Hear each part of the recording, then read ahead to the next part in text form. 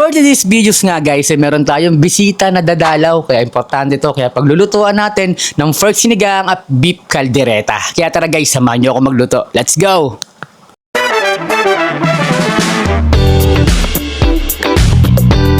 Kasipag Vlog! At syempre, first step dyan ay ilagay mo na sa pressure cooker para malambot. Kuwali, galing sa Landers, lagay na natin. Syempre, flex ko lang pala sa inyo itong lagayan ko na mantika na sobrang ganda na kahit pisil-pisilin mo ay walang lalabas dyan hanggat hindi mo siya pinipisilang maayos. At ito, lagay na tayo ng konting mantika. Samahan natin na napakaraming kamatis yan para kumulay at maganda yung sabaw. Halu-haluin na natin, bawang sibuyas, lagay na rin natin yan at pagsamasamahin natin yan. At dahil nga super amoy na ng mga aromatics natin, ilagay na natin yung pork buto-buto natin para lumasa at manuot na yung sarap nito sa loob ng mga laman neto.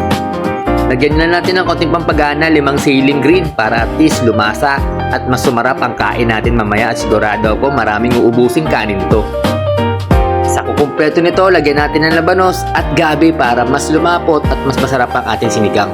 At maglagay na rin tayo ng sitaw. Halu-haluin na natin to para manuot na yung lasa ng ating luluto. At ito lang, luto na yung ating pork sinigang. At sigurado ako na marami namang uubusin kanin to. Kaya naman mag-share ka at mag-follow ka na para magtamo kung paano magluto na napakasarap ng pork sinigang.